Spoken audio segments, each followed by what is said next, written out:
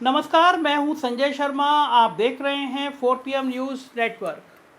अगर आप घर पे अपने सुबह से टीवी लगाए होंगे और गलती से किसी भी गोदी मीडिया के चैनल पर चले गए होंगे, तो वहां पर आपको दिखाई दे रहा होगा कि प्रधानमंत्री नरेंद्र मोदी जी अमेरिका पहुंचे हैं और अमेरिका उनकी आगे बिछ गया है। सुधीर चौधरी जी हो, अंजना ओम कश्यप हो, रूपका लियाकत हो या अर्नब गोस्वामी हो, बिछे हुए हैं, लेकिन हकीकत कहीं जुदा है। गोदी मीडिया के चैनल पर नहीं मिलेगा आपको। 4 PM सुनते रहिए, 4 PM देखते रहिए। मैं अमेरिका में क्या हो रहा है यह आपको बताता रहूँगा।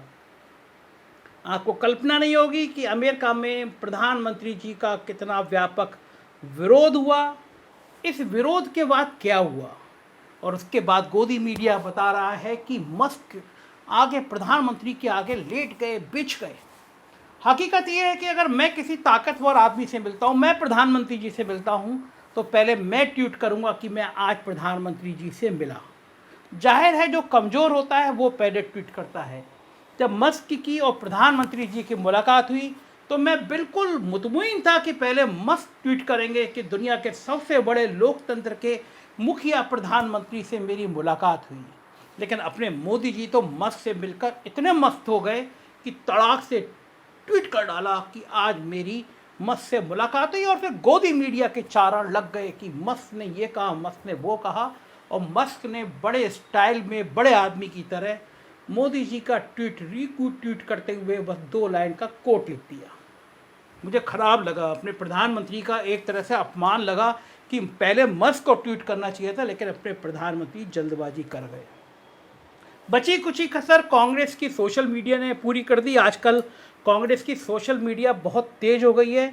सुप्रिया श्रीनेत बहुत फायर ब्रांड उनकी प्रवक्ता हैं, उन्होंने एक ट्वीट किया है, उन्होंने लिखा है, ये देखकर बहुत दुख हुआ कि कल जब प्रधानमंत्री मोदी अमेरिका के न्यूयॉर्क शहर पहुंचे तो उनकी अगवानी के लिए ना तो बाइडेन सरकार का और ना ही वहां की आर्मी का कोई बड़ा अधिकारी आया, जबकि राष्ट्रपति ओबामा और डोनाल्ड ट्रंप के भारत आगमन पर मोदी जी स्वयं एयरपोर्ट पर उनको लेने पहुंच गए थे।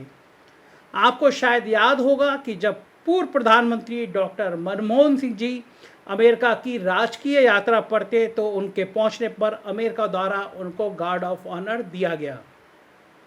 और ये तो सर्वविदित है कि पंडित जवाहरलाल नेहरू जी इकलौते ऐसे भारतीय प्रधानमंत्री हैं जिन्हें 2 बार एयरपोर्ट पर लेने के लिए अमेरिकी राष्ट्रपति पहुंचे थे।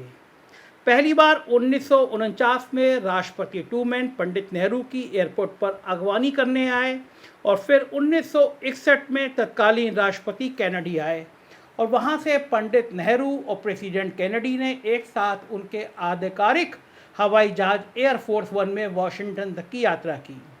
उन्होंने लिखा, शायद ये बहुत कम लोगों को मालूम होगा कि पंडित नेहरू इकलौते ऐसे वैश्विक नेता हैं जो 1956 में तत्कालीन राष्ट्रपति ON जवाहर के फार्म हाउस में उनके व्यक्तिगत अतिथि के रूप में रुके थे।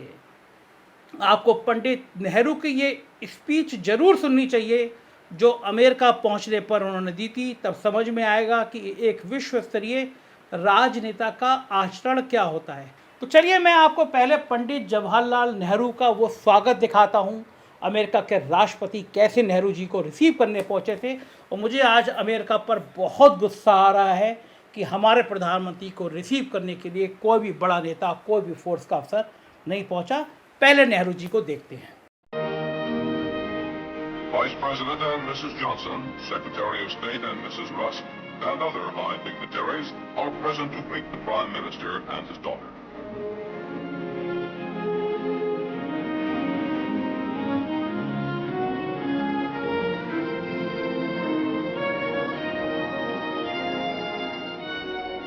The cordial atmosphere of the greeting reflects the great affection and high regard in which the American nation holds the Prime Minister and his daughter.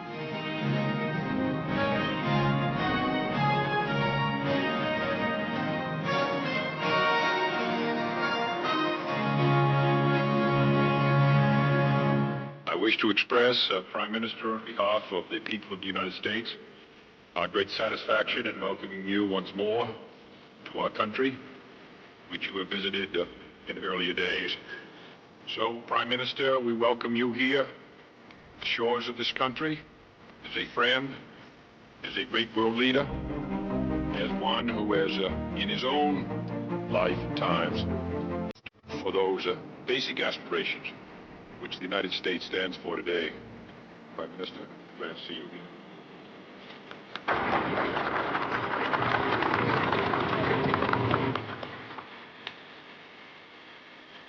Mr. President, Ms. Kennedy, I feel deeply honored and happy being here again to receive this great welcome from you, particularly not for the formal side of it, but for the friendship which animated your words.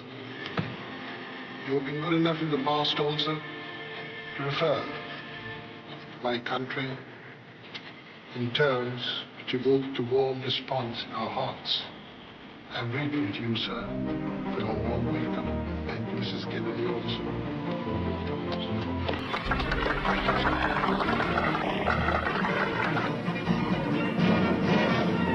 तो साहब, आपने देखा कि नेहरू जी का क्या जलवा था, लेकिन अपने चैनल तो कुछ और बता रहे हैं। साहब की देश की गोदी मीडिया साहब का बखान करने में लगी है। खबरें तो चलाई जा रही हैं कि मोदी में हुआ अमेरिका। गोदी मीडिया हर बार की तरह विश्व गुरु का डंका बजा रहा है। आलम तो ये रहा कि प्रधानमंत्री मोदी के पहले ही गोदी मीडिया अपने साजो सामान के साथ अमेरिका पहुंच गया और ये गोदी मीडिया के चंद चाटुकार अमेरिका में घूम घूम कर साहब की जय जयकार कर रहे हैं।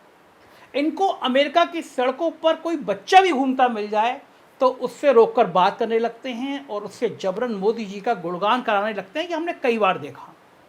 काश कि हमारे प्रधानमंत्री जी मणिपुर भी चले गए होते तो थोड़ा दर्द उनको पता होता। अमेरिका के दौरे से पहले यहाँ के दर्द भी दिल में लेके जाते। खैर, साहब अमेरिका पहुँच गए हैं और वहाँ योग भी कर चुके हैं, लेकिन अक्सर मीडिया और जनता के सवालों से भागने वाले और प्रेस कॉन्फ्रेंस से पूरी तरह से पत्रकारों से परहेज करने वाले प्रधानमंत्री मोदी जी ने अपने अमेरिका जाने से पहले अपने ही निवास पर अमेरिका के प्रसिद्ध अखबार वॉल स्ट्रीट जर्नल को एक इंटरव्यू दिया है।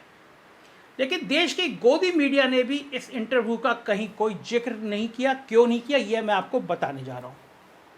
क्यों, लेकिन तो वो तो आपको बताएंगे नहीं क्यों नहीं किया। लेकिन हम आज आपको प्रधानमंत्री मोदी के इस इंटरव्यू के बारे में पूरी तफ्तीश से बताएंगे, जो प्रधानमंत्री मोदी ने बड़े गर्व के साथ अमेरिकी यात्रा पर पहुंचने के बाद किया और जिनका बखान पूरा गोदी मीडिया कर रहा है। आज हम उस इंटरव्यू के जिक्र के जरिए आपको सच्चाई बताएंगे। उन प्रधानमंत्री जी ने वॉल स्ट्रीट जर्नल में लिखा है, उनके बारे में वॉल स्ट्रीट जर्नल ने लिखा है कि मोदी जी बहुत भाषण देते हैं लेकिन प्रेस कॉन्फ्रेंस और इंटरव्यू बहुत कम देते हैं। उन्होंने भारत की विदेश नीति से लेकर आर्थिक नीतियों को लेकर वॉल स्ट्रीट जर्नल से 1 घंटे तक बातचीत की। अब यह हमारे देश के लिए कितनी शर्म की बात है कि हमारे प्रधानमंत्री के लिए कहा जा रहा है कि वो भाषण तो बहुत देते हैं लेकिन प्रेस कॉन्फ्रेंस और इंटरव्यू बहुत कम देते हैं। वैसे वॉल स्ट्रीट जर्नल ने भी यहाँ पे प्रधानमंत्री मोदी जी की थोड़ी लाज रख ली और लिख दिया कि बहुत कम प्रेस कॉन्फ्रेंस और इंटरव्यू देते हैं। हकीकत यह है कि मोदी साहब ने अपने 9 साल के कार्यकाल में एक भी प्रेस कॉन्फ्रेंस नहीं की, इतिहास बनाया। सिर्फ एक प्रेस कॉन्फ्रेंस में वो बैठे हुए थे, बोले उसमें भी कुछ नहीं थे, अमित शाह जी बात करते रहे थे। और इंटरव्यू तो वो अपनी फ़कीरी और आम कैसे खाते हैं, पर्स कैसे रखते हैं, ये बताने के लिए देते हैं। तो यहाँ वॉल स्ट्रीट जर्नल ने भी साहब का थोड़ा बचा लिया, हिस्सा बचा लिया, इज्जत बचा ली। वैसे अमेरिका में भी पत्रकार इस इंतज़ार में हैं कि क्या वहाँ प्रधानमंत्री मोदी पत्रकारों से बातचीत करेंगे या उनके सवालों के जवाब देंगे, या फिर यहाँ पे भी वो भारत की तरह बचते हुए, मीडिया से बचते हुए नजर आएंगे। लेकिन ताज्जुब की बात तो ये है कि 1 घंटे की लंबी बातचीत करने के बाद भी वॉल स्ट्रीट जर्नल ने अपने फ्रंट पेज पर मोदी के इंटरव्यू को कोई जगह नहीं दी। सिर्फ एक सूचना दी है, बाकी पूरा इंटरव्यू पेज नंबर 9 पर छापा है। यानी हम अपने मुंह मियाँ बिट्ठू कितना भी बन लें, युग पुरुष बन लें, लेकिन हकीकत पेज नंबर 9 वाली है, वो भी सिर्फ एक साधारण हेडिंग के साथ कि मोदी अमेरिका से संबंधों पर जोर दे रहे हैं। मतलब 1 घंटे की बातचीत के बावजूद एक ढंग की हेडलाइन तक नहीं दी इस अखबार ने। जबकि अपने इंटरव्यू में प्रधानमंत्री मोदी ने यह भी कहा था कि ऊंचाई, चौड़ाई और गहराई के हिसाब से भारत की भूमिका को उचित स्थान मिलना चाहिए। अब साहब का स्टेटमेंट हेडलाइन बन सकता था, लेकिन शायद अमेरिकी अखबार को ऐसा नहीं लगा। वहीं देखने वाली बात तो ये भी है कि कहने को तो ये 1 घंटे का इंटरव्यू है, लेकिन वॉल स्ट्रीट जर्नल ने इसे एक लेख की तरह छापा है, ना कि इंटरव्यू की तरह। यानी इसमें यह पता नहीं चल सकेगा कि अखबार का सवाल क्या था, लेकिन 1 घंटे की बातचीत के दौरान वॉल स्ट्रीट जर्नल ने जो लिखा है वो पूरे देश और साहब के लिए काफ़ी शर्म की बात है। अखबार लिखता है कि मोदी के विरोधी और ह्यूमन राइट कार्यकर्ता ये आरोप लगाते हैं कि हिंदू राष्ट्रवादी मोदी की पार्टी धार्मिक आधार पर ध्रुवीकरण की राजनीति करती है और लोकतंत्र को कमज़ोर कर रही है, प्रेस को दबाया जा रहा है। अखबार ने यह लिखा जरूर है, लेकिन इसे किसी सवाल की तरह नहीं दिखाया ताकि ये पता चल सके कि अखबार ने सवाल क्या किया, क्योंकि अगर ऐसा होता तो पता चल जाता कि मोदी जी ने किस सवाल के जवाब में क्या कहा। लेकिन ऐसा नहीं हुआ और ना ही साहब ने अखबार के ध्रुवीकरण की राजनीति वाले सवाल का जवाब दिया। लेकिन मोदी जी ने इसका वो ही जवाब दिया जो आज़ादी के बाद से अब तक नेहरू से लेकर मनमोहन सिंह तक हर कोई देता आ रहा है, और जिसे हम अपनी किताबों में भी पढ़ कर देश के हर बच्चे थक चुके हैं। यानी कि खुद को बहुत बड़ा राष्ट्रवादी और हिंदूवादी कहने वाले साहब के पास भारत की व्याख्या करने के लिए कोई परिभाषा या शब्द नहीं है, क्योंकि साहब ने भी वही घिसा पिटा जवाब देते हुए कह दिया कि हजारों साल से भारत एक ऐसी भूमि रहा है जहां सभी आस्थाओं को मानने वाले लोग आज़ादी, शांति और समृद्धि के साथ रहते आए हैं।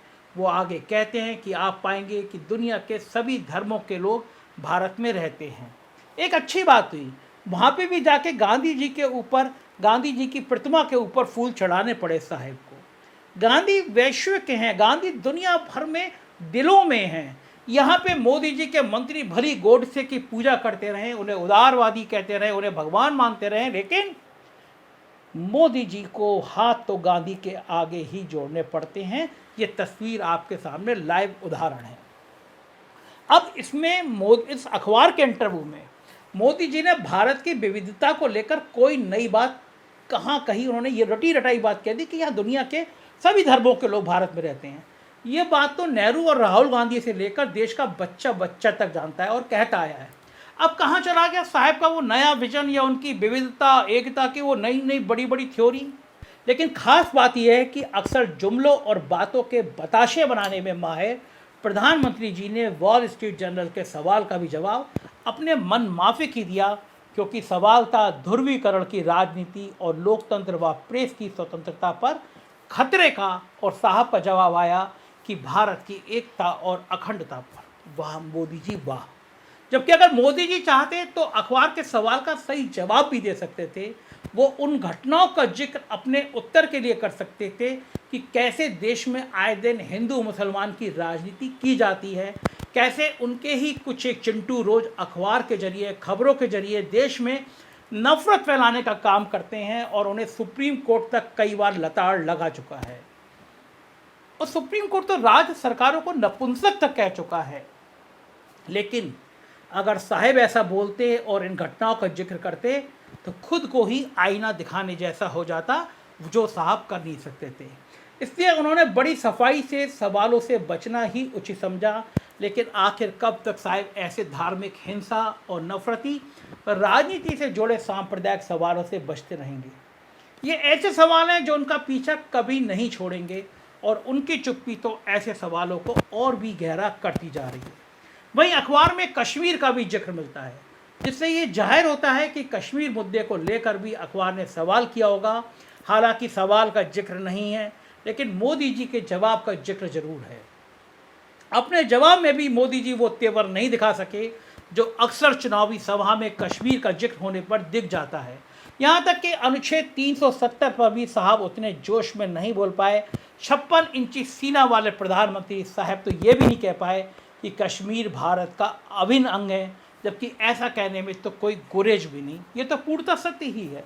इस 1 घंटे की बातचीत जाहिर है इसमें काफ़ी बातें हुई होंगी, कई सवाल किए होंगे जिनके पीएम मोदी ने कुछ ना कुछ जवाब दिए होंगे, लेकिन अखबार ने पूरे लेख रूपी इंटरव्यू में सिर्फ कुछ एक जगह ही पीएम मोदी के वाक्यों को कोट किया, वो भी काफ़ी संक्षिप्त रूप से।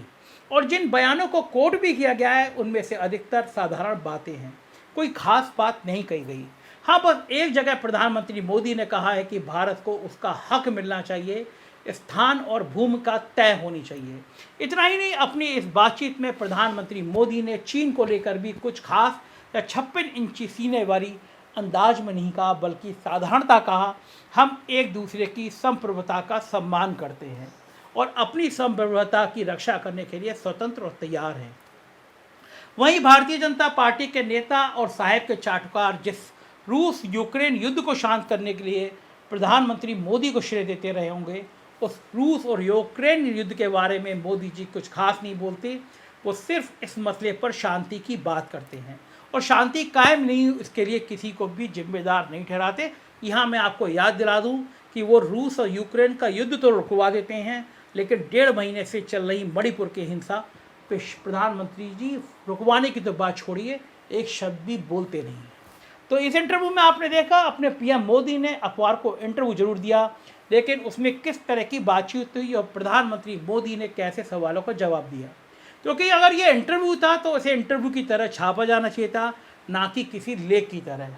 लेकिन लगता है कुछ हिदायत तो वॉल स्ट्रीट जर्नल को भी दे दी गई थी, तभी तो अखबार के सवालों का भी कोई जिक्र नहीं है और साहिब के जवाब भी अत्यंत साधारण हैं।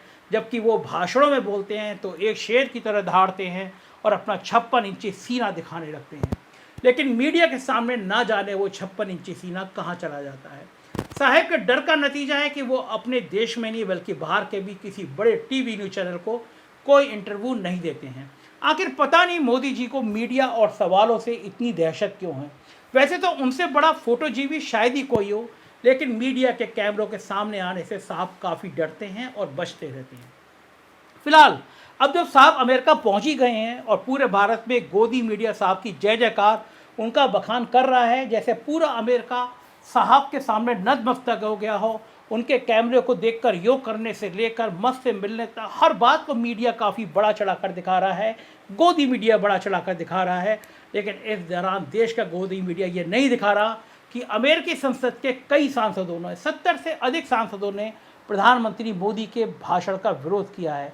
सोचिए आप, 70 से अधिक सेनेटर्स और कांग्रेस सदस्यों ने राष्ट्रपति बाइडेन से एक चिट्ठी लिखकर प्रधानमंत्री मोदी से देश में लोकतंत्र के मानकों और ह्यूमन राइट पर भी बात करने की मांग की है। इन सेनेटर्स और कांग्रेस सदस्यों ने कहा कि भारत में राजनीतिक स्वतंत्रता घटती जा रही है, धार्मिक असहिष्णुता बढ़ी है, सिविल सोसाइटी मेंबर्स और पत्रकारों पर हमले बढ़े हैं, मीडिया की स्वतंत्रता और इंटरनेट एक्सेस पर प्रतिबंध बढ़ते गए हैं। कई सारी स्वतंत्र और विश्वसनीय रिपोर्ट्स में ये बात सामने आई है। चिट्ठी में सांसदों ने स्पष्ट तौर पर कहा कि हम भारत के किसी राजनेता या राजनीतिक दल का समर्थन नहीं करते हैं, ये भारत के लोगों का फैसला है, लेकिन हम उन महत्वपूर्ण सिद्धांतों का समर्थन करते हैं जो अमेरिका की विदेश नीति का प्रमुख हिस्सा है। इस चिट्ठी को लिखने वाले में डेमोक्रेट पार्टी की भारतीय मूल के नेता प्रमिला जयपाल और सांसद क्रिस वेन होलैंड भी शामिल हैं। वैसे देखा जाए तो इस लेटर बम से सिर्फ पीएम मोदी की मुश्किलें नहीं बढ़ी, बल्कि बाइडेन की भी हालत टाइट है, क्योंकि 75 यूएस सांसद अपने आप में कोई छोटी बात नहीं है। और ये भारत नहीं है कि यहाँ के 300 सांसद मोदी जी के सामने गिग्गी बिल्ली की तरह नजर आते हैं। ऐसे में सवाल उठता है कि क्या ऐसे में विश्व में डंका बजेगा भारत का? क्या ऐसे भारत का नाम ऊंचा होगा? वो कहते हैं ना, जहाँ जहाँ जाते हैं कदमों की छाप पड़ती है। अमेरिका भी समझता है कि भारत में क्या चल रहा है और 50 दिनों से ज़्यादा जलते मणिपुर पर कुछ क्यों नहीं बोला जा रहा। खैर, देखा आपने, ये सब भी प्रधानमंत्री मोदी की अमेरिका यात्रा से जुड़ी हुई खबरें और बातें हैं। लेकिन क्या मजाल कि भारत की गोदी मीडिया इनके बारे में आपको दिखा दे, कुछ बता दे। खैर, गोदी मीडिया दिखाए या ना दिखाए, लेकिन समझने वाली बात तो ये है कि आखिर अमेरिकी सीनेटर्स और कांग्रेस सदस्यों ने जो सवाल उठाए हैं या जो बातें बोली हैं वो कोई झूठी तो नहीं है। आप खुद ही सोचिए, क्या भारत में प्रेस की स्वतंत्रता बची है? या फिर पूरे देश की कथित मेन स्ट्रीम मीडिया सरकार और साहेब की जय जयकार करने में जुट गई है? साहेब के पीछे वो ऑस्ट्रेलिया और अमेरिका भी पहुंच जाती है? या फिर क्या आपको नहीं लगता कि भारत में धार्मिक असहिष्णुता बढ़ गई है? भारत जैसे लोकतांत्रिक देश में लोकतंत्र वेंटिलेटर पर पहुंच गया है। यहाँ हर बात में धर्म का जिक्र होता है और हिंदू मुसलमान किया जाता है।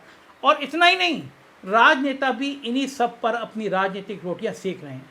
खुद मोदी जी भी कोई पीछे नहीं है। वो और उनकी पार्टी तो धार्मिक और सांप्रदायिक माहौल के दम पर ही देश की सत्ता पर बैठे हैं और आज भी आए दिन उनकी पार्टी के नेता, सांसद, मंत्री ऐसे नफरती भाषा का इस्तेमाल करते रहते हैं। तो अमेरिकी सीनेटर्स ने कुछ गलत तो नहीं बोला भारत के बारे में। अब इससे जो शर्मिंदगी हमें झेलनी पड़ रही है, वो दिन तो कहीं ना कहीं खुद मोदी जी और उनकी सरकार की ही दी हुई है। इसलिए उसे तो हम कहीं भी ले जाएं, कहीं चले जाएं, झेलना ही पड़ेगा। यानी साफ है कि भले ही साहिब कितना भी इन सवालों से भाग लें, बच लें, कितना ही गोदी मीडिया इन बातों को छुपाने के लिए अमेरिका में सड़क पे खड़े बच्चों और बुजुर्गों से बात करके साहब का बखान कर ले या व्हाइट हाउस के सामने लोगों को नचा ले, लेकिन जो सच है और देश के जो वर्तमान वास्तविक हालात हैं वो छुपाए नहीं छुप सकते और ना ही मोदी जी इन सवालों से बच सकते हैं। वो चाहे भारत में रहें या दुनिया के किसी भी कोने में चले जाएं, उनके द्वारा देश में पैदा किए गए सवाल उनका पीछा नहीं छोड़ेंगे। ये ही सच है। और मोदी जी ने भी देखा कि अमेरिका में हजारों की संख्या में लोगों ने go back Modi, go back Modi के नारे लगाए। तो जाहिर है जो सवाल उठा रहे हैं, जो गोदी मीडिया के लोग बखान कर रहे हैं, उन्हें एक बार फिर नेहरू का वीडियो देखना चाहिए और देखना चाहिए कि कोई बड़ा नेता आखिर कैसे बनता है। अमेरिका के दौरे की सच्चाई जाननी हो तो देखते रहिए 4PM न्यूज़ नेटवर्क, क्योंकि सच आपको सिर्फ यही मिलेगा। शुक्रिया।